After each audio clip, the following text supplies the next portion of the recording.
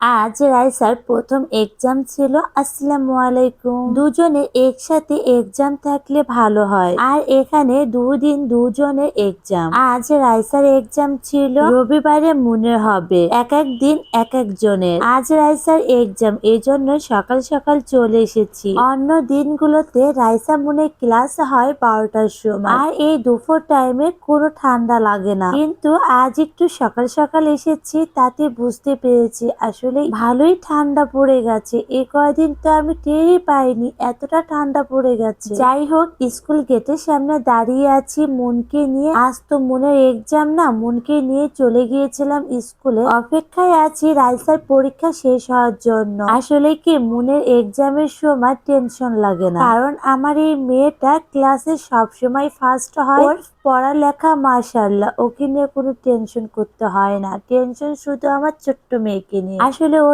ছোট, তো হয়তো এই জন্য ঠিকঠাক সব প্রশ্নের উত্তর দিতে পারবে কি না এটা নিয়ে আমি খুব টেনশনে ছিলাম। কিন্তু মাশাআল্লাহ, আজকে আমার ছোট্ট সোনামণি এক্সাম অনেক সুন্দর হয়েছে। আজ জানেন, রাইসা দৌড়ে এসে আমাকে জড়িয়ে ধরে বলে, আম্মু জান, আমার এক্সাম অনেক ভালো হয়েছে। এদিকে স্কুলের বাইরে কিছু থ্রি পিসের কালেকশন নিয়ে দুটো মহিলা দাঁড়িয়েছিল, আর থ্রি পিস গুলো বেশ ভালোই লাগছিল। আসলে মেয়ে মানুষ বলে কথা, ওইখানে থ্রি পিস বিক্রি হচ্ছে আর আমি না গিয়ে থাকতে পারি বলে? আমি দাঁড়িয়ে দাঁড়িয়ে থ্রি পিস গুলো দেখছিলাম, কিন্তু আমার বেশ ভালোই লাগছিল। হঠাৎ একটা পছন্দ হয়ে গেল, কি আর করার আছে, আমিও একটা নিয়েছি। তারপর থ্রি পিসটা নিয়ে যখন আমি বাসায় এসেছি আর ওটা আমি পরলাম, তারপর আমার মনটাই খারাপ হয়ে গেল। বলেন তো কেন? থ্রি পিসটা পরার পর আসলে আমার সাথে মানাচ্ছিল না, ভালোই লাগলো না। তখন একা একা ভাবছিলাম, আমি এমন কেন, আমি সবকিছু হুটহাট কেন ডিসিশন নেই, এটা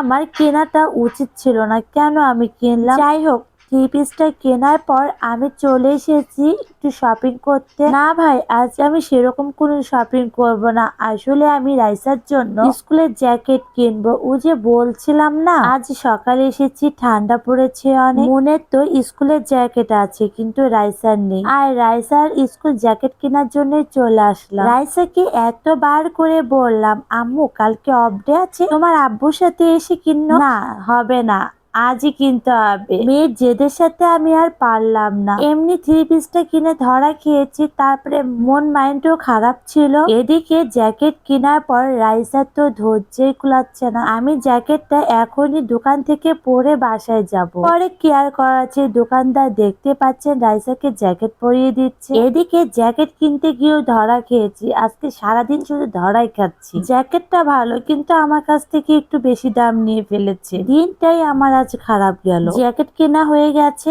এখন আমি বাসায় ফিরবো। এদিকে একটা কাপড়ের দোকানে এই কাপড়টা দেখে আমার বেশ পছন্দ হয়েছে। পছন্দ হলে কি আর করব, কিন্তু আমি আজ আর কেনাকাটা করব না, কারণ আজ আমি যাই কিনছি সেটাতেই ধরা খাচ্ছি। যাই হোক, এখন আমার কেনাকাটা শেষ, এখন আমি বাসায় চলে যাচ্ছি। Bye bye.